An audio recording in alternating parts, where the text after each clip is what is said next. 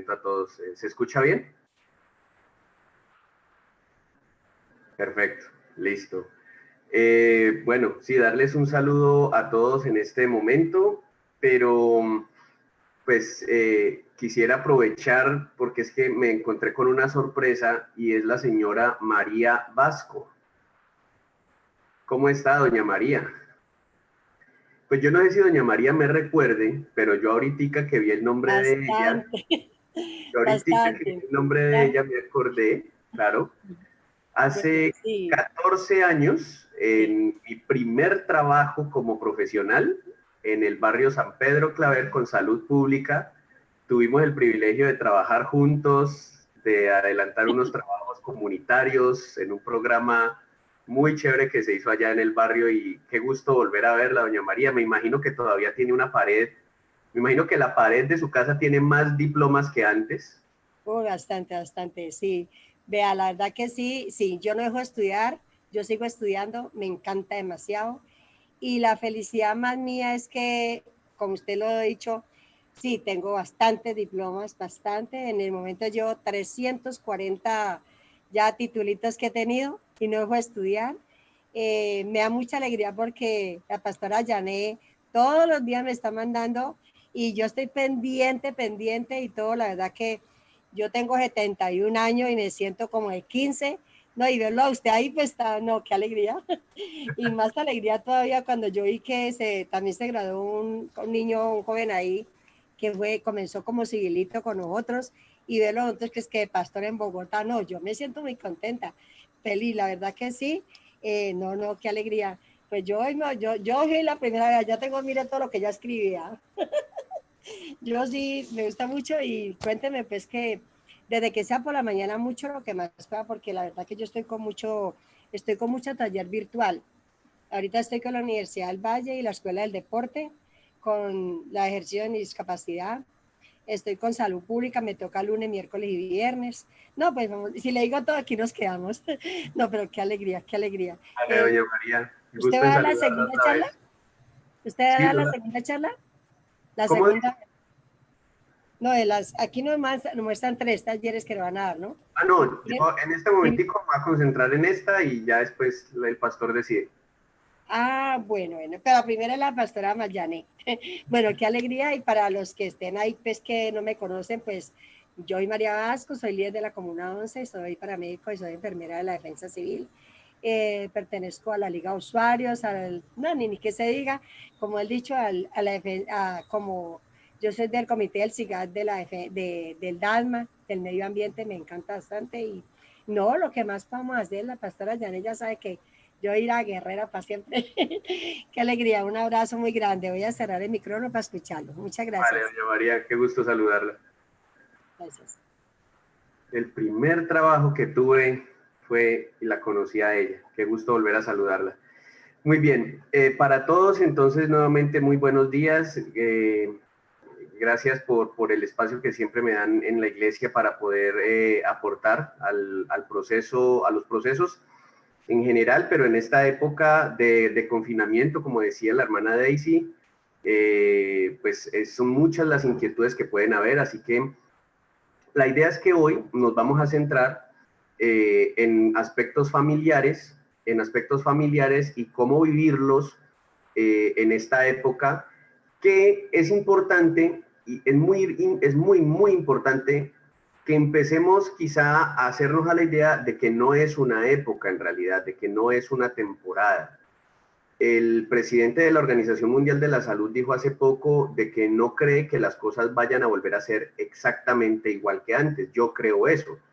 Ahora, eso no significa que las cosas vayan a estar mal o que vayan a ser peor que antes o algo por el estilo. En realidad puede significar algo pero muy positivo para nosotros.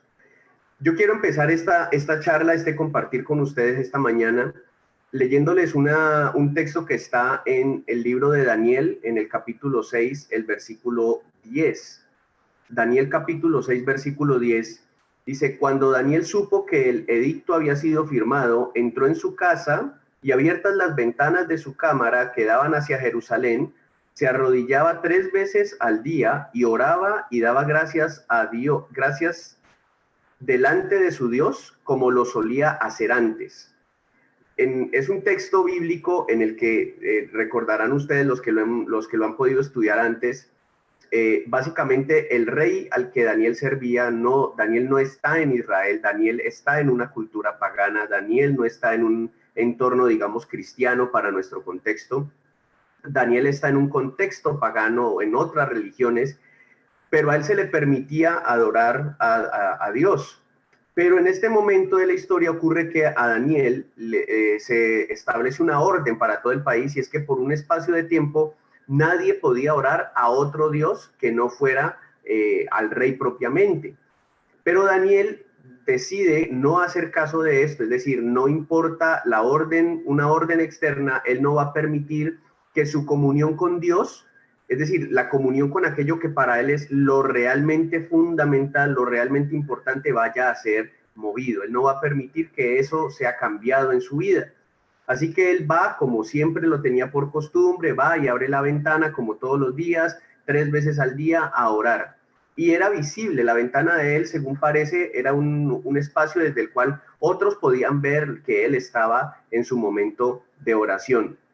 Es decir, lo que quiero traer en este momento para iniciar esta mañana es esta idea, y es que Daniel fue un hombre que nunca perdió de vista lo fundamental. Daniel nunca perdió de vista lo fundamental. Si usted es de los que toma notas, yo le diría, esa es una primera nota. Daniel nunca perdió de vista lo fundamental. Ahora, es importante subrayar esa palabra fundamental. ¿Qué es lo fundamental? El fundamento, el cimiento, aquello sobre lo que todo lo demás está siendo sostenido. Es decir, una pared no es fundamental, las columnas son fundamentales, los cimientos son fundamentales, todo lo demás puede caer, pero los cimientos permanecen. Ahora, Daniel es el ejemplo de lo fundamental, de alguien que sostiene lo fundamental por encima de todo, pero si vamos a otro libro de la Biblia, a Jeremías, capítulo 29, versículo 13, Jeremías, capítulo 29, versículo 13, nos vamos a encontrar con algo muy diferente. Nos vamos a encontrar con que el Señor dice, me buscaréis y me hallaréis, porque buscaréis de todo vuestro corazón. Y a mí me agrada mucho ese texto, me buscaréis y me hallaréis, porque me buscaréis de todo corazón, porque es como eso son los textos en los que yo siempre veo como que tiene el positivo y el negativo. Es decir, el positivo es, me buscarán y me van a encontrar, porque me van a buscar de todo corazón. Pero también entonces significa que hay quienes han buscado, pero no han encontrado, porque no han buscado de todo corazón. De alguna manera es un texto que aplica a muchísimos aspectos de la vida. Hay quienes pierden sus matrimonios porque quizá trabajaron en ellos, mas no de todo corazón. Hay quienes pierden empleo porque quizá iban a hacer lo que les decían, mas no ponían todo su corazón en ello, es decir, no ponían verdadera disciplina, verdadera constancia, verdaderos fundamentos en ello. Ahora, cuando estamos en la época del COVID-19, ya para hablarles de la situación actual y las familias, ¿qué es la situación del COVID-19 en términos de la familia? La situación COVID-19 es una situación que probablemente, diría el profeta Daniel, nos regresa a lo fundamental, nos regresa a lo básico. Y cuando dice lo básico, no es lo simple, sino en realidad aquello que sostiene todo lo demás. Reconocer, decía yo hace unos días en una charla a los docentes, reconocer la realidad es una cosa y aceptar la realidad es otra. Es decir, yo puedo reconocer que hay una cuarentena, yo puedo reconocer que hay un virus, yo puedo reconocer que hay gente enfermándose, yo puedo reconocer que para ir a mercado tengo que esperar a que sea mi día de pico y cédula, yo puedo reconocer una serie de cosas, pero aceptar esa realidad es otra cosa. Es decir, las personas que, por ejemplo, en este fin de semana que tenemos ley seca, las personas que a pesar de la ley seca decidan hacer una fiesta, embriagarse porque compraron licor días antes y tener una actitud desordenada e ir a visitar personas que no deberían visitar y romper las normas del confinamiento, serían la clase de persona que uno diría, esa persona reconoce la realidad, pero no la ha aceptado. Es decir, sigue tratando de tener una vida o de moverse en la vida como si la realidad que tal cual está no existiera. Como que eso a mí no me va a pasar, eso a mí no me importa, a mí no me va a afectar esta situación del COVID. Ahora, ¿qué es lo que ha pasado con las familias? Con las familias, antes del COVID, antes de la cuarentena, nosotros teníamos unas estrategias de negación de la realidad. La cultura colombiana es una cultura en la que, por ejemplo, el licor es una adicción socialmente aceptada. Es decir, aquí se vende de manera legal el licor, tiene distintas presentaciones, distintas variedades, tiene cosas como que patrocina eventos públicos. Es decir, el licor es parte de la cultura nuestra. Ahora, el licor como tal, ¿qué es? El licor es una sustancia psicoactiva, es decir, es una sustancia que afecta nuestra capacidad de percibir las cosas de la manera correcta. Por eso la persona en estado de ebriedad hace cosas que normalmente no haría, dice cosas que normalmente no diría, o al otro día se le olvida cosas que hizo, para dar ejemplos rápidos. Ahora, cuando nosotros entendemos esto, nos vamos a dar cuenta que por qué en Colombia mueve tanto el licor. Yo no sé si ustedes han notado algo que yo he notado, y es que en estos últimos 10 años se supone que hemos estado en crisis económica, se supone que no hay dinero, se supone que la vida cada vez es más cara. Sin embargo, el número de personas que ponen negocios de venta de licor y su taberna en antes decían, en el año 99, cuando yo entré a la universidad, decía un profesor, cualquier garaje hoy en día ponen una iglesia. Yo hoy en día digo, en cualquier antejardín ponen una taberna, en cualquier antejardín ponen un lugar para beber licor. ¿Por qué digo esto? ¿Por qué vende tanto el licor? Porque culturalmente somos una población a la que nos gusta negar la realidad. Nos gusta salir mucho. Somos una sociedad que poco le gusta estar en casa. Y eso es justamente de lo que quiero hablarles. ¿Por qué es la tragedia que el COVID genera a nivel familiar? Porque lo fundamental en la vida del ser humano es realmente Dios y a través de Dios cómo administrar o cómo moverse en todas las otras áreas de la vida. Entonces, ¿por qué tenemos, digamos, malos esposos? Porque no están teniendo una buena relación con Dios, no están dirigiéndose hacia Dios de la manera indicada, no están obteniendo de Dios esa sabiduría para ser esposos. Como negamos la realidad, si usted mira nuestra sociedad es cada vez una sociedad que más genera distractores. Entonces, nosotros, yo soy modelo 81, teníamos 2 canales y medio, como dice Andrés López, había 2 canales y uno que medio entraba, teníamos 2 canales y medio, no teníamos celulares, había una cantidad de cosas que no teníamos.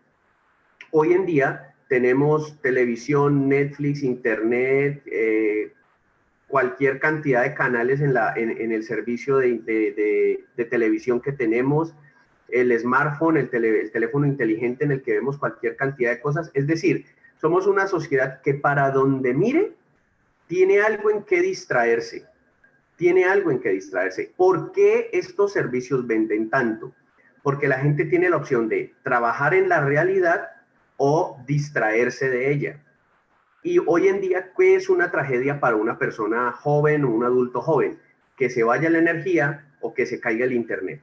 Y si pasan ambas, obviamente, se fue la energía, se fue el internet, puede ser totalmente una catástrofe.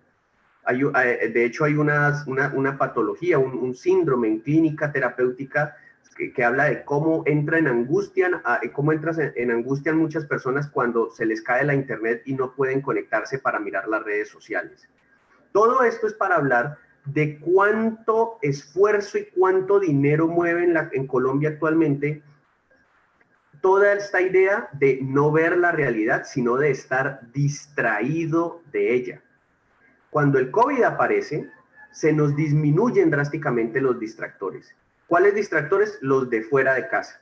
Entonces ya el hombre, el padre o la madre de familia antes llegaba a casa y después de llegar a casa podía fácilmente decir, me voy a ir a tomar con mis amigos o me voy a ir a jugar fútbol en la cancha de fútbol sintético o voy a salir. Es decir, de hecho yo conozco muchas parejas en vida terapéutica que ante la más mínima discusión decían, no, ¿sabe qué? Yo me voy y vuelvo más tarde. Había siempre como esa alternativa de poder irse.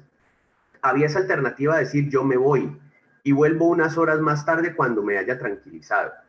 El COVID toma a la población y le dice, ya no te puedes ir.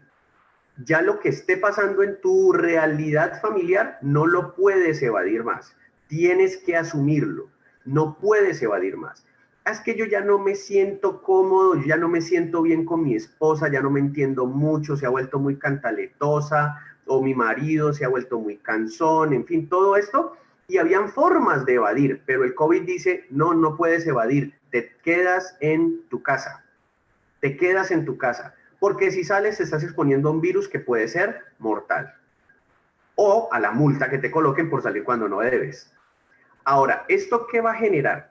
Esto va a generar que las tensiones familiares aumenten, porque ya no hay forma de disfrazarlas o ya no hay forma de liberarlas, o ya hay tanta basura debajo del tapete que cuando pasamos por el tapete nos tropezamos y caemos.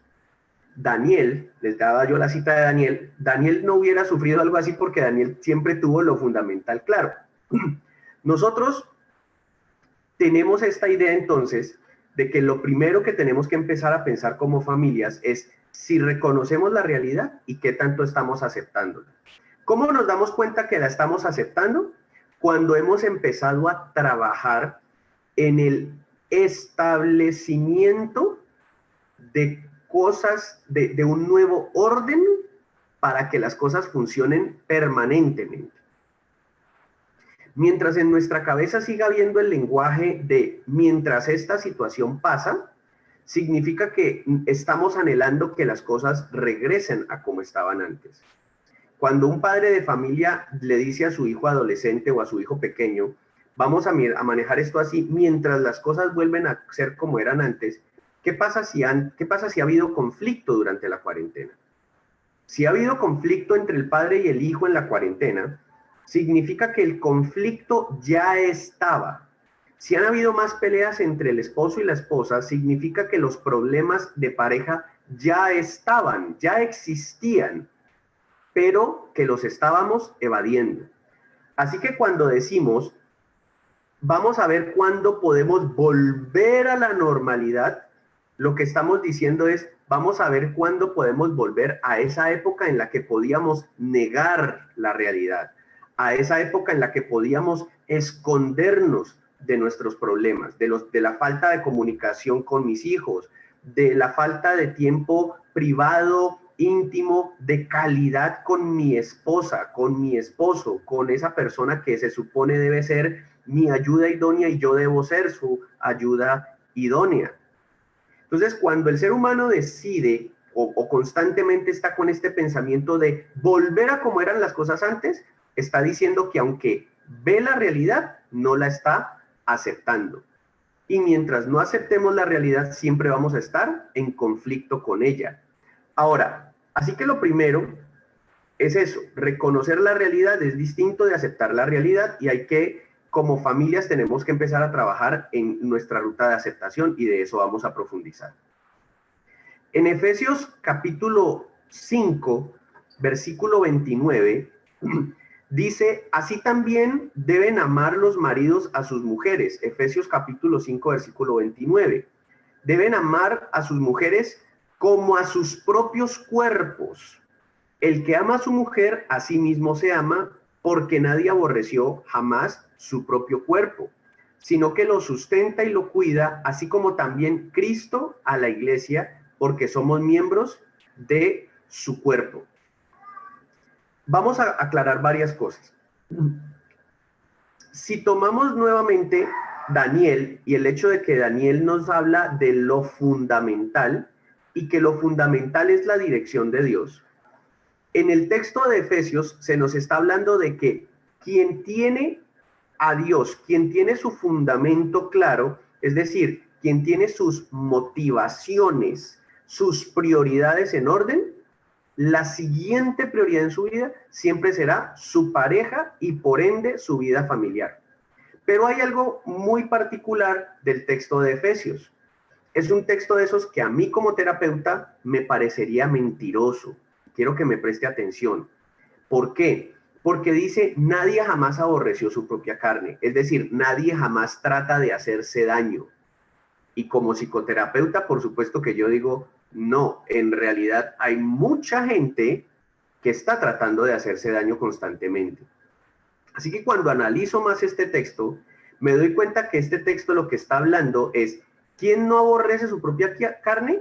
Quien tiene claras sus prioridades. Así que en el caso de la pareja, en el caso de los aumentos de violencia de pareja, yo quiero ser, pese al tiempo, quiero ser claro en esto. Cuando un hombre, vamos a hablar del caso típico, digamos, del hombre que causa maltrato a su pareja, cuando un hombre maltrata a su pareja, en realidad, desde la terapia psicoanalítica, una de las cosas que uno se encuentra siempre en estos casos es que el hombre con quien está peleando es consigo mismo.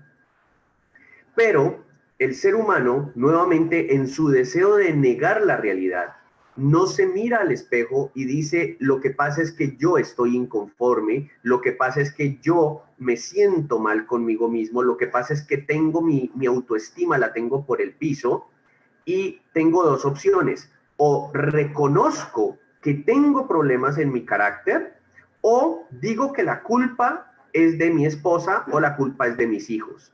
Y ahí es donde entonces entramos a decir, no, la culpa es de mi esposa, porque no está bien arreglada, porque no me hizo la comida como yo quería, porque es que no me gusta cómo se viste, porque es que esto, porque es que lo otro, viceversa, ¿no? También las mujeres hacen lo mismo con los varones. Ahora, un ejemplo que yo suelo dar mucho es el siguiente, es cuando el hombre dice, es que mi esposa nunca está bien arreglada. Eso me pasó una vez en una charla, alguien me dijo, lo que pasa es que la esposa huele ahí a cebolla y manteca y no sé qué, a uno que eso no le provoca nada. Entonces yo le contesté a este señor, ¿usted le paga a su esposa una persona que haga el oficio y la comida en la casa?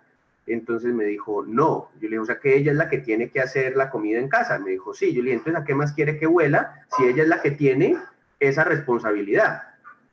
Entonces, por ese mismo estilo, yo le digo a él, no, su mujer, es que mi mujer ya no me resulta atractiva, ya no me resulta sexy. Entonces, ok, ¿usted le ha pagado gimnasio? Entonces, no. Entonces, esa es la esposa que usted se merece. Es decir, si nosotros no invertimos en nuestra pareja y nos quejamos de ella, básicamente estamos quejándonos de nuestra insuficiencia, de nuestra falta de capacidad para proveer el bienestar que queremos darle. Entonces, ¿qué es más fácil? Reconocer, yo no estoy generando suficiente, o decirle a ella, es que usted es la culpable, es que usted no se cuida, es que usted no me trata, es que usted esto, es que usted lo otro. Entonces, esa es la diferencia entre ver la realidad y otra cosa es aceptarla. Ahora, igual ocurre con los hijos. El conflicto que los padres tenemos con los hijos generalmente, es decir, generalmente no, es decir, el conflicto natural, digámoslo así, es que los padres peleamos con los hijos respecto de las expectativas que tenemos de ellos. Pero nuevamente es una proyección nuestra. Entonces, si yo fui malo en matemáticas, yo voy a proyectar sobre mis hijos que ellos deben ser buenos en matemáticas, porque yo estoy pensando en que mi hijo no sufra lo que yo sufrí. Entonces yo voy a estar conflictuando con mi hijo cada vez que él falla en matemáticas. ¿Con quién estoy peleando realmente? Estoy peleando con mis recuerdos. Estoy peleando con mi propia insuficiencia con las matemáticas. Ahora, en otra situación, puede que lo que yo quiera es que yo recuerde que yo era muy bueno en matemáticas y mi hijo no es bueno en matemáticas y justamente mi pelea es que ¿por qué él no está haciendo como yo fui? ¿Por qué él no está haciendo como yo he sido? Entonces, como vemos, cuando Efesios 5:29 dice, nadie jamás aborreció su propia carne, está diciendo es, quien realmente se ama, lo demostrará a través de cómo trata a las personas de su casa, principalmente, a las personas de su familia. Quien tiene claro cuál es el fundamento de su vida, y quien tiene claro que lo esencial va a estar dentro de la casa, lo que más va a cuidar, ¿qué va a hacer? Lo que está en casa. Por eso cuando COVID-19 le dice a la gente, vuelvan a sus casas y allí se quedan, para muchas personas eso se convirtió en un sinónimo de estrés, de encierro, de claustrofobia, de ansiedad, de conflicto con la esposa, de conflicto con los hijos. ¿Por qué?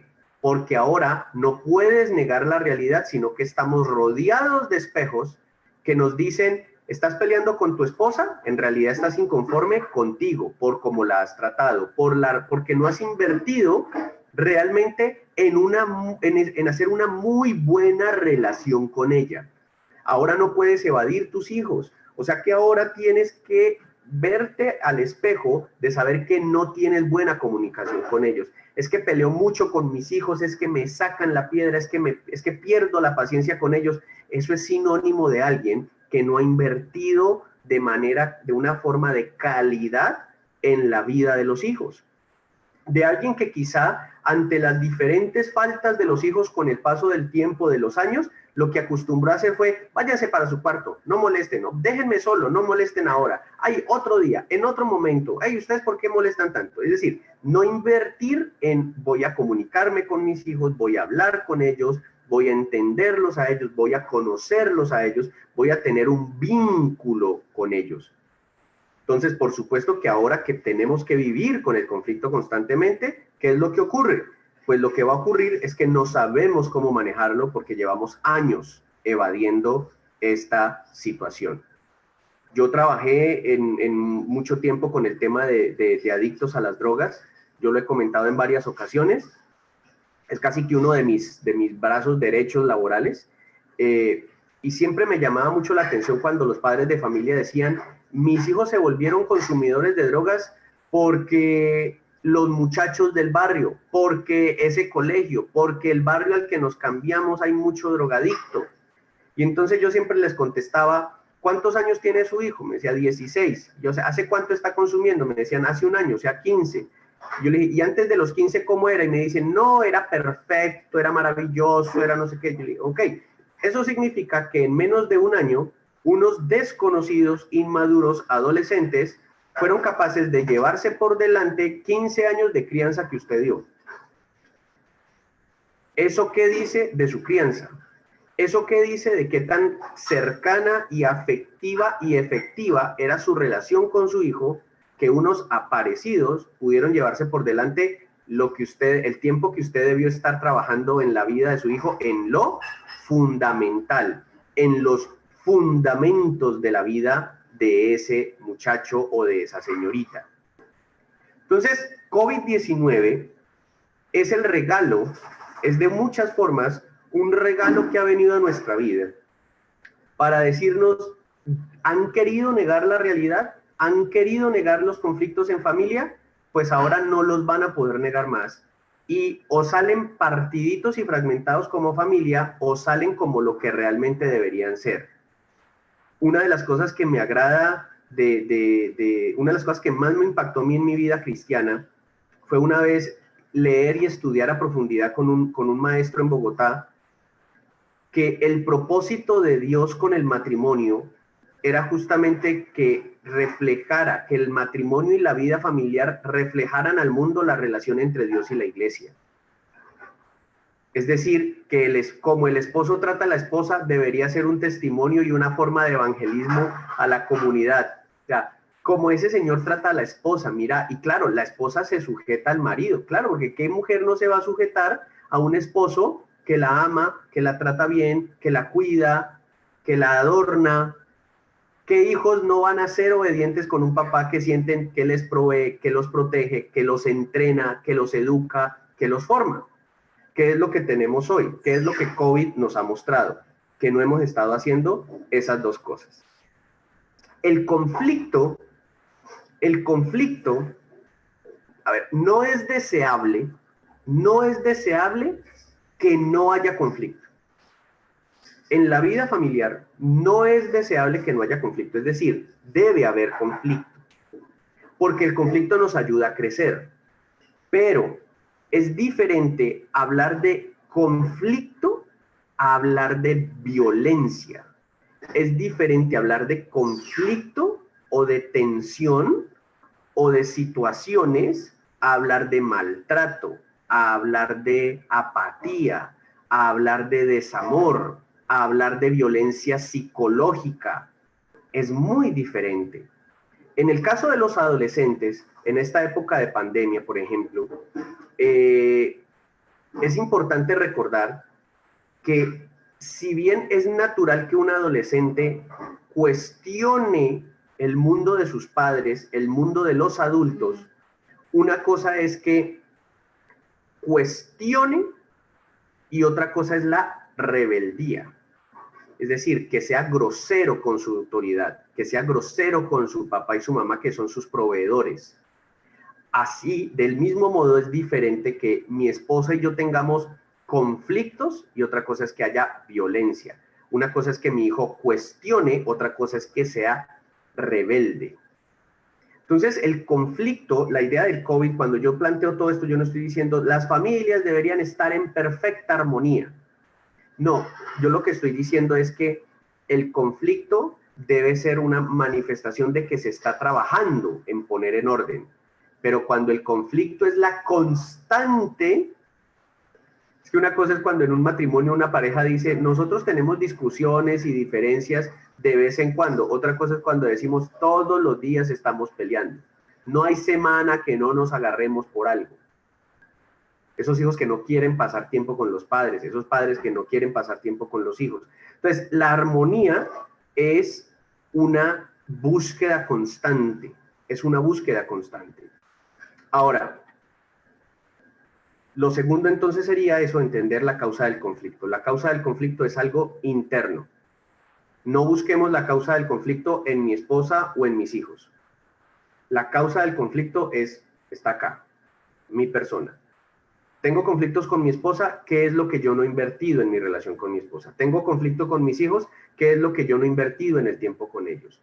¿Qué es lo que yo no he visto en mí que constantemente lo conflictúo y lo proyecto en ellos? ¿Qué es lo que yo no he aceptado, que yo no he hecho? ¿Qué es lo que yo no he aceptado en la vida, en mi propia vida, que lo proyecto en ellos? Por supuesto que eso es un tema mucho más amplio que no lo puedo abarcar plenamente en este momento. Para este tiempo de pandemia y lo que venga después, lo tercero sería ordena tu mundo. Ordena tu mundo. Ese sería el tercer punto. Papás, mamás, hijos, adolescentes, ordenen su mundo. Pero como estoy pensando que me están escuchando principalmente docentes y padres de familia, entonces voy a decirles, recuerden que quienes ordenan el mundo de los hijos son ustedes. Claro, conforme mi hijo va creciendo, él va a ir teniendo más autonomía para él ordenar, pero quien le da los criterios de orden soy yo. Ejemplo, mi hijo puede decidir en qué parte de la habitación quiere poner la cama y hacia dónde quiere mover su escritorio, pero su cuarto debe tener orden. Esa es la orden mía. Él puede decidir dónde quiere hacer la tarea, si en el escritorio de su cuarto o en el comedor de la casa, pero él tiene que hacer tareas. Esa es la orden mía. Entonces, yo establezco un orden, pero él puede tener una autonomía sobre su propio nivel de orden, sobre su propio nivel de edad y de disciplina. Ahora, cuando digo orden, significa que si esta es la nueva normalidad, es necesario, y aquí es donde la mayoría de familias están fallando, pese a que han escuchado conferencias y psicólogos y de todo en este tiempo, aquí es donde fallan, y es que no hacemos tareas terapéuticas. Es decir, Lo que hace que empezó esta situación, que es desde marzo, imagínense ya en lo que vamos, ya vamos para agosto, empezamos en marzo. Prácticamente todo terapeuta que ha salido por televisión ha dicho lo mismo. Las familias necesitan hacer una agenda.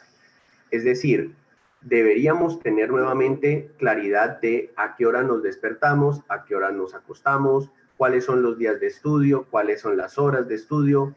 Y como ahora estamos todos juntos, la mayor parte del tiempo por lo menos hay que estar juntos, entonces es el tiempo de invertir en la familia. ¿Cómo vamos a invertir en la familia? Es cuando mamá y papá e hijos se sientan y deciden en la agenda semanal qué día es el día de una comida especial, qué día es el día de ver películas, qué día es el día de los juegos de mesa.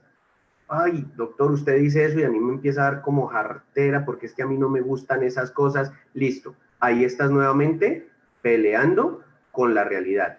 Porque si tu hijo o tu hija ya no tiene la posibilidad de estar saliendo a correr a la calle, ya no tiene la posibilidad de estar jugando con sus pares, con sus otros amiguitos, de estar yendo a casas ajenas, quien tiene mayor responsabilidad ahora de darle esos espacios de entrenamiento social es la casa. Entonces tenemos papás que ya mi hijo no quiere salir, pero al mismo tiempo decían hace un tiempito, yo quiero ser amigo de mis hijos. Bien, ser amigo de los hijos no se puede, no es correcto, pero es el tiempo de decir, yo puedo invertir en ellos. Los martes en la tarde que tengo tiempo, es el tiempo de jugar con ellos, es el tiempo del fútbol en la casa, en el antejardín, en el patio, un ratico al sol afuerita enfrente del andén. Los viernes por la noche, como el sábado no se madruga, entonces el viernes por la noche es la noche de películas en familia o es la noche del juego de mesa. Y no va a ser lo que yo diga siempre, sino que nos vamos a turnar. Un día la actividad la propone el uno, otro día la propone el otro, pero debemos darles orden. Recordemos que la autoridad de los padres no es negociable, eso lo dije hace unos días, la autoridad no se negocia, los papás tenemos que seguir siendo los que damos orden en la casa, pero la Biblia nos dice en Colosenses capítulo 3, del 18 al 21, varias normas. Una norma es el esposo debe amar a la esposa, es decir, volvemos a lo mismo, si yo me amo a mí, naturalmente voy a amar a mi esposa, porque es que yo me beneficio de ella, así que yo no la voy a maltratar. Si yo realmente quiero mi felicidad, voy a procurar que ella sea feliz, porque es que mi felicidad es que cuando ella está feliz, ella produce mi felicidad. Y después de eso dice que la esposa se sujeta al marido, claro, porque cuando hay un buen trato, se sujeta naturalmente, es liderazgo, no es una orden militar, es que cuando hay amor y hay liderazgo, hay sujeción natural. Y eso se va a expandir hacia los hijos. Los hijos van a sujetarse naturalmente a los padres porque los van a reconocer como sus autoridades y sus líderes para vivir. Pero también nos dice Colosenses que tengamos cuidado los papás de no exasperar a nuestros hijos. ¿Qué es exasperar a nuestros hijos? Es cuando queriendo que haya orden, ponemos tanto orden que en realidad lo que tenemos es una dictadura donde nadie puede opinar, sentir o hacer algo propio, algo en su propio deseo, donde todo tiene que ser milimétricamente. Y ahí vuelvo a lo que dije al principio. Es cuando en realidad lo que yo estoy conflictuando con mis hijos es que mi hijo no está encajando en el molde que yo hice para él. Y resulta que a mí lo que debe importarme de mis hijos es que el fundamento de sus vidas sea el correcto. Las expresiones de ese fundamento pueden variar, pero el fundamento, ¿qué es lo que a mí más me importa de mi hijo? ¿Qué profesión vaya a estudiar o que vaya a ser un profesional honesto? ¿Cuánto dinero vaya a hacer o si va a ser dinero limpio? ¿Cuántas palabras va a decir en el día o si siempre será alguien que hable con verdad? ¿Cuán fuerte físicamente sea o cuán capaz de proteger a su propia familia en su momento va a ser capaz? Es diferente cuando yo me ubico no desde mi expectativa, sino desde aquellos parámetros fundamentales de la vida. Entonces, yo estoy conflictuando con mi hijo, ¿por qué? ¿Porque no lee bien? ¿Porque ya debería estar leyendo mejor y no lee bien? Bueno, ¿cuánto tiempo yo me estoy sentando con él a ayudarle a amar la lectura? Estoy conflictuando con él porque me parece que no se dedica casi a los estudios ¿Cuánto él me ha visto a mí estar estudiando y buscando prepararme mejor? Siento que mi hijo y yo no tenemos buena comunicación. ¿Cuánto he invertido yo en interesarme por lo que a él le interesa? Los papás somos muy egoístas. Tendemos a que a nuestros hijos les guste lo que a nosotros nos gusta para que ellos nos acompañen a nosotros, cuando la realidad es que nosotros también tenemos que empezar a mirar qué es lo que me gusta, le gusta a mi hijo. Uy, yo no entiendo esas cosas de él, pero es lo que a él le está gustando. Así que o se lo quito, le castro sus gustos, o me acerco a él para interesarme y por lo menos entender qué es lo que le está gustando a él en eso. Entonces, ahí es donde nosotros empezamos a entender que el conflicto no es con el otro, es conmigo mismo. El apóstol Pablo decía, tú que juzgas a otro, te juzgas a ti mismo, porque lo que ves en el otro es lo que haces tú mismo. Ese es perfectamente lo que en psicoanálisis llama mecanismo de proyección. Es el ser humano no viendo su conflicto, sino proyectándolo en los demás. Muy bien. Y lo cuarto que quiero decir en este momento, lo tercero fue, ordena tu mundo, debe haber orden, agéndense como familia, establezcanse en tiempos de compartir, pero lo cuarto es que vamos a entender que independiente de cuánta armonía exista, a nivel familiar, estar todo el tiempo en familia puede fatigar.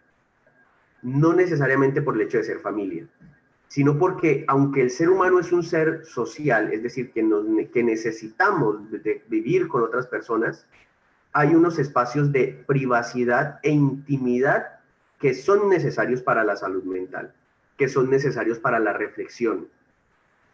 Así que vamos a recordar por un momento Mateo capítulo 6, versículo 6.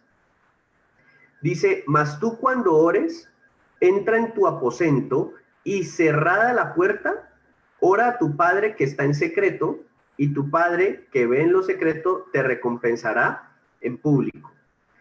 Es decir, uno podría decir, oremos todos juntos, oremos en familia, altar familiar, devocional familiar, el culto en familia.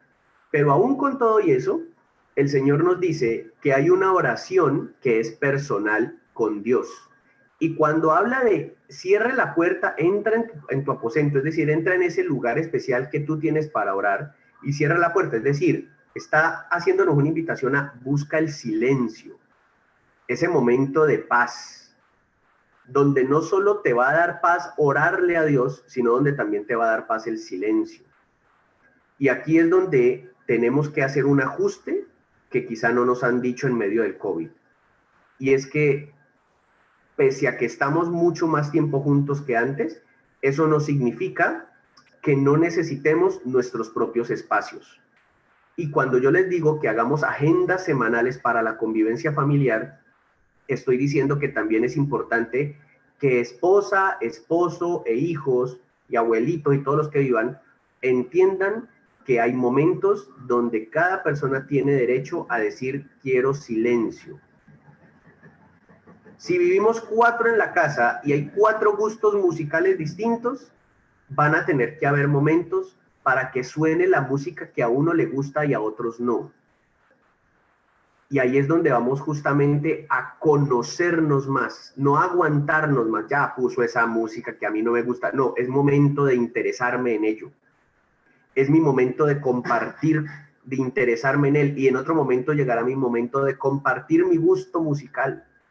A la hora de las películas es igual. Habrá el momento en que veremos la película animada infantil del momento o la película absurda de adolescentes del momento, y en otro momento yo les pondré a ver la película súper seria, analítica y profunda que a mí como adulto me gusta, pero es justamente ese momento donde yo voy a conocer más a mis hijos me van a conocer más a mí, van a entender cómo pienso y yo voy a entender cómo ellos están viendo también el mundo.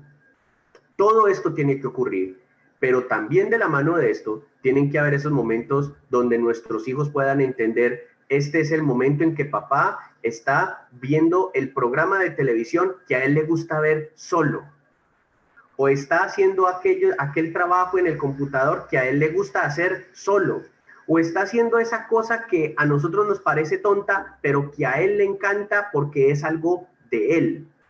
Y ese es el momento quizá en la agenda familiar en el que el esposo estará en un lugar de la casa haciendo una cosa, la esposa estará en otro lugar de la casa haciendo otra cosa que es lo que a ella en su individualidad le agrada, y los hijos estará también cada uno en su espacio haciendo aquella cosa que tanto les gusta a ellos.